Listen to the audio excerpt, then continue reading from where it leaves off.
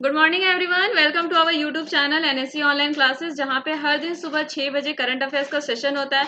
तो चलिए, आज है 11th ऑफ अगस्त। आज का करंट अफेयर्स आपके सामने हम लेके आए हैं। और चलिए, जितने भी आपके स्टडी ग्रुप है, जितने भी आपके दोस्त हैं जो कि बैंक, रेलवे, एसएससी किसी भी गवर्नमेंट एग्जाम की तैयारी कर रहे हैं, तो उसको आप लोग शेयर कर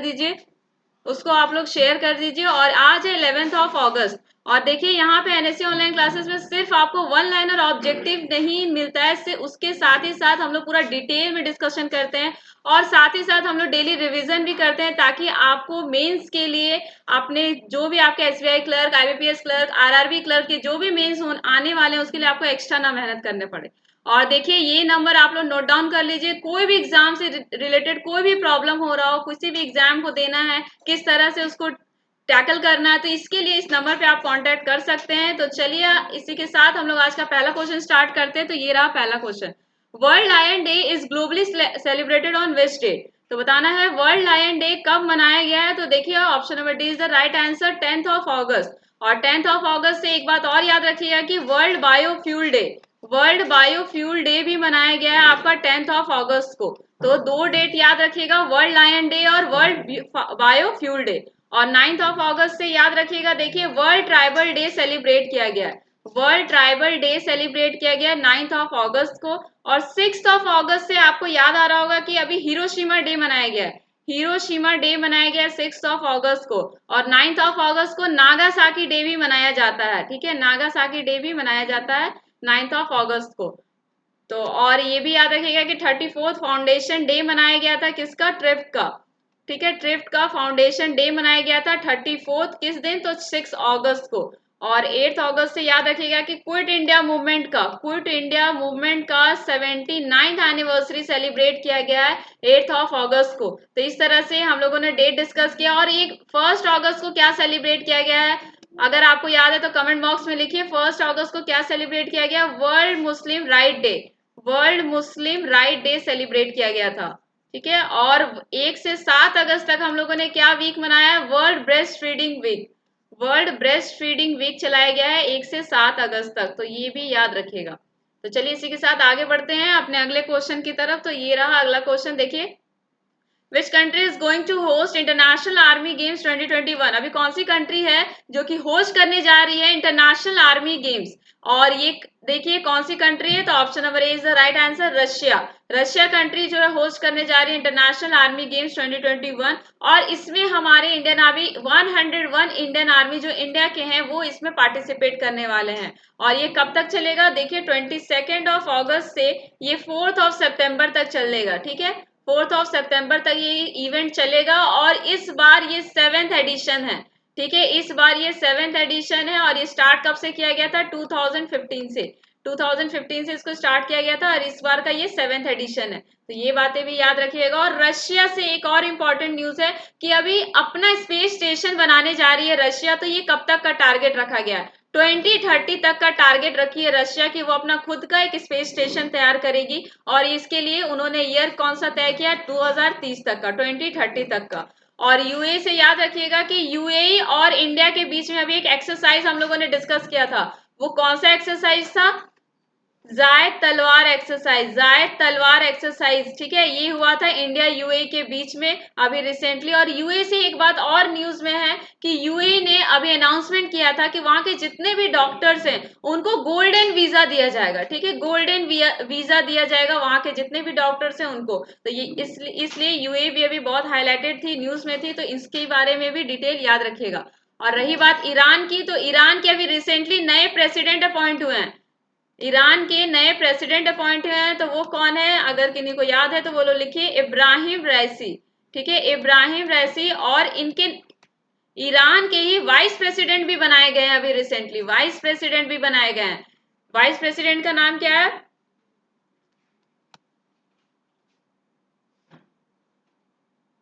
ठीक है, मोहम्मद मकबार। मोहम्मद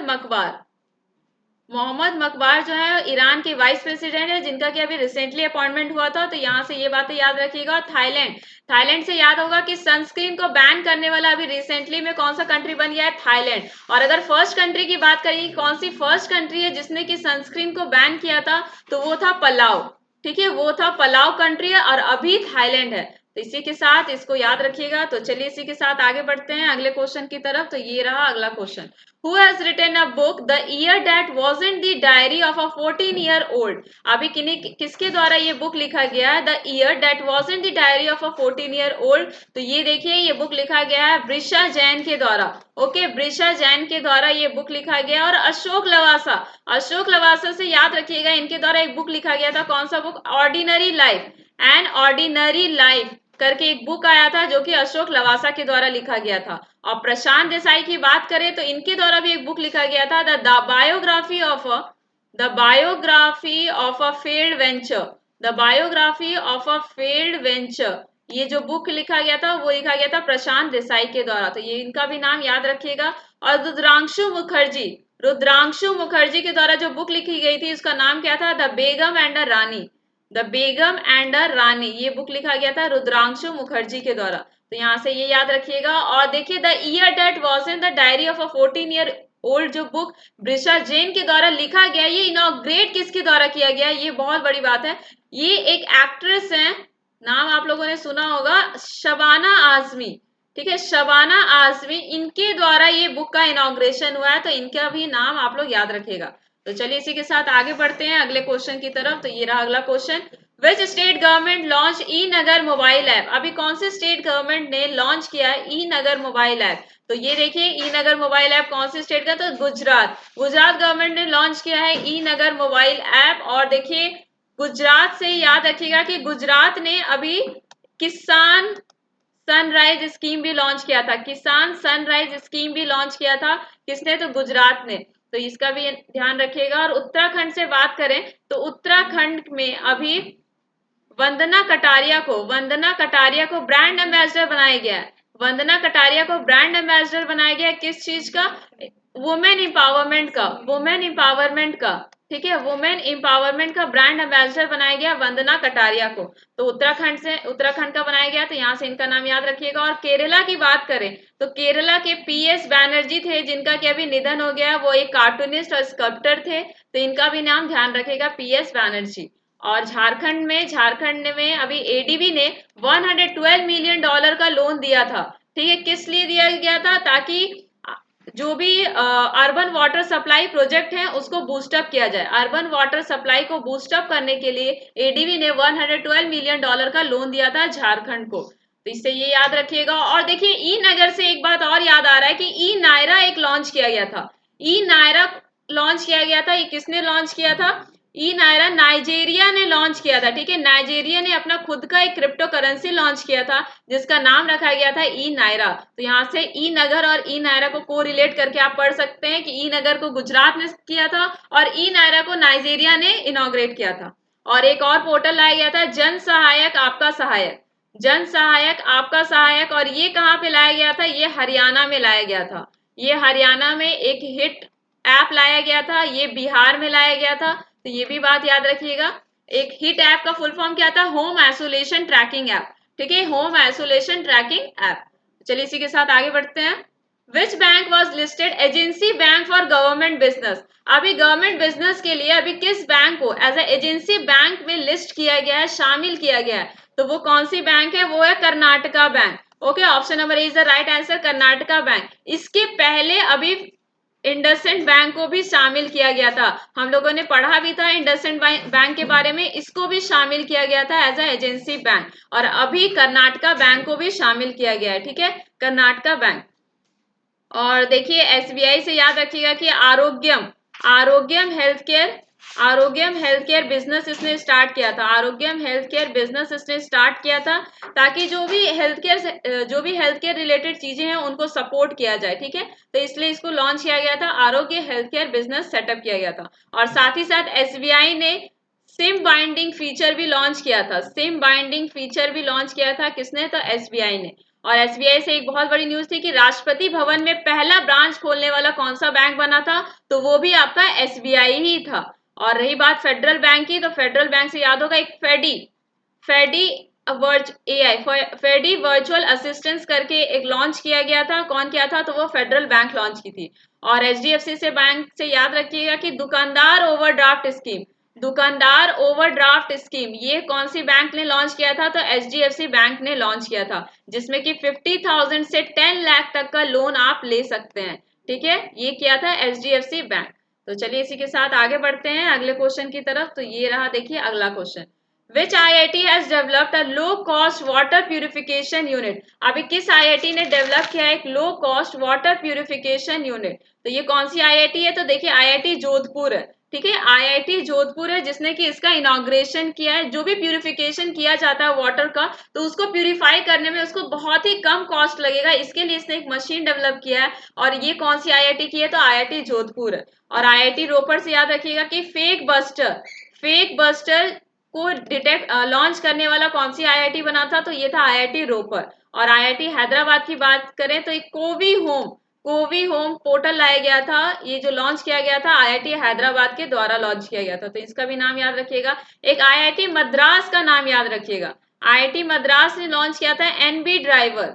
ठीक है, NB ड्राइवर करके लॉन्च किया गया था, किसके द्वारा? तो IIT मद्रास के द्वारा। देखिए इस तरह से अगर लिंक करके आप पढ़ाई कर रहे हैं तो आपको जरूर एक क्वेश्चन के साथ करीब 3-4 क्वेश्चन तो आराम से याद हो जाएंगे। इसीलिए इस तरह से लिंक करके पढ़ाई कीजिए ताकि सारा क्वेश्चन एक साथ कवर हो जाए।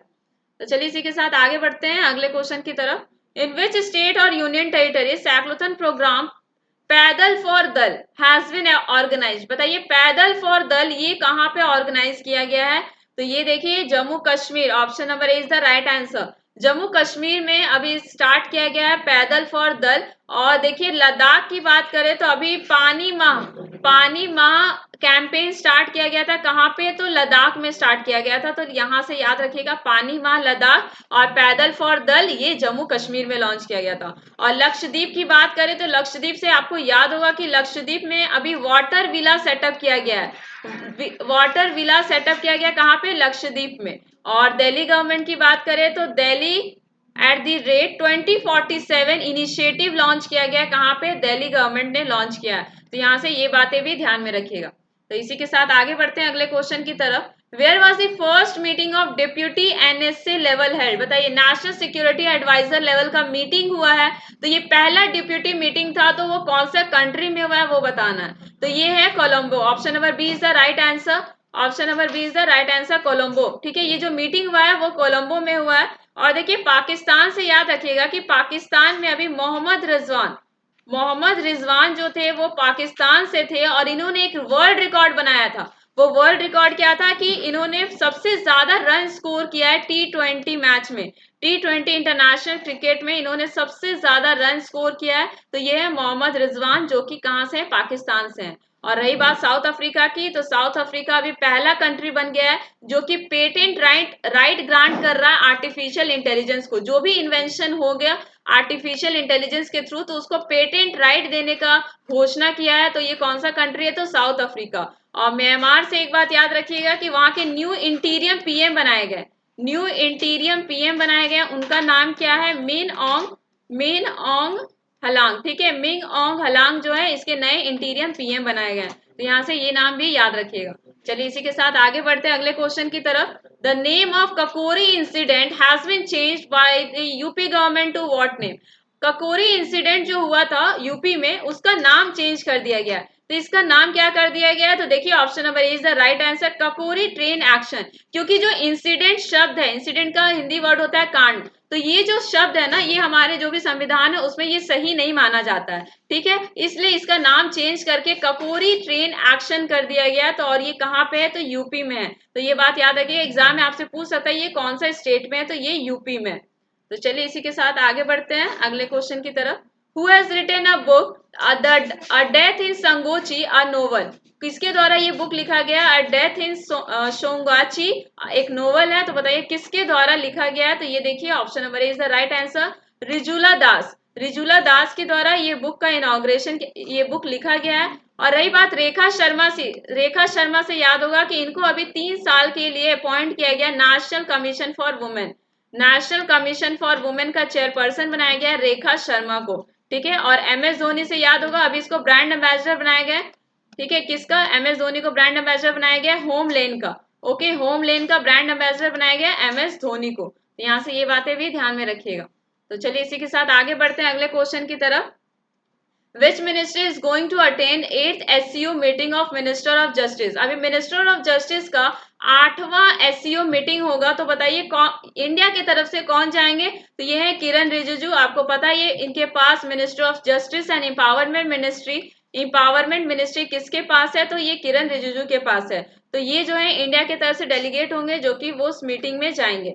और रही बात पीएम मोदी की, तो देखिए पीएम मोदी जी को अभी first time United nation security council का मीटिंग अटेंड करने जा रहे हैं। तो वो कौन है? पीएम मोदी जी, जो कि फर्स्ट टाइम इंडिया की तरफ से कोई जा रहा है इस मीटिंग को अटेंड करने। और रही बात, राजीव गांधी नहीं होगा, सॉरी, यहाँ पे राजीव गौबा होगा। ठीक है, राजीव गौबा से याद होगा अभी इनको कैबिनेट सेक्रेटरी के लिए रीअपॉइंट किया गया है। कैबिनेट सेक्रेटरी हैं जिनको कि रीअपॉइंट किया गया है 1 साल के लिए, तो इनका भी नाम याद रखिएगा, राजीव गौबा। और वेंकैया नायडू से याद रखिएगा कि वेंकैया नायडू ने, ठीक है, अभी एक पोस्टेज स्टैंप रिलीज किया था। पोस्टेज स्टैंप रिलीज किया था, उसका नाम किसके नाम पे? तो चमन लाल। ठीक है, चमन लाल के नाम पे एक पोस्टेज स्टैंप रिलीज किया गया था, जो कि एक सोशल वर्कर थे चमन लाल। और कौन इनॉग्रेट किया था? तो वेंकैया नायडू जी के द्वारा इनका इनॉग्रेशन किया गया था। तो ये बातें भी याद रखिएगा। तो चलिए इसी के साथ आगे बढ़ते हैं अगले क्वेश्चन की तरफ। Name the Indian navy war hero who passed away recently.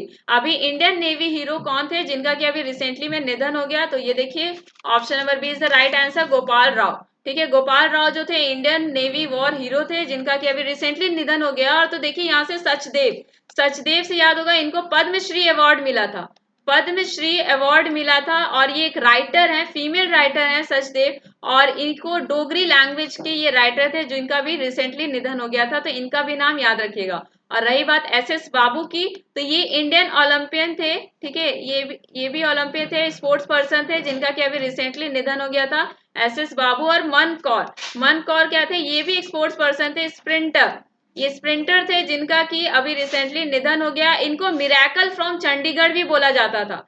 देखिए मन एग्जाम में ऐसे भी पूछ सकता है आपका कि मिरेकल फ्रॉम फॉर चंडीगढ़ किनको कहा जाता था जिनका कि अभी रिसेंटली निधन हो गया? तो वो भी याद रखिएगा, मिरेकल फॉर चंडीगढ़।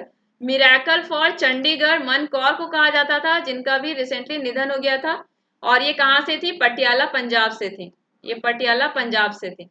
ठीक है, तो ये रहा आज का session. Thank you so much कि आप लोगों ने सेशन अटेंड किया। और जितने भी आपके स्टडी ग्रुप हैं, कोई भी लोग जो कि गवर्नमेंट जॉब की तैयारी कर रहे हैं, तो आप लोग उनको जरूर शेयर कीजिए। Thank you so much. कल फिर मिलते हैं हम लोग सुबह 6 बजे करंट अफेयर्स के साथ।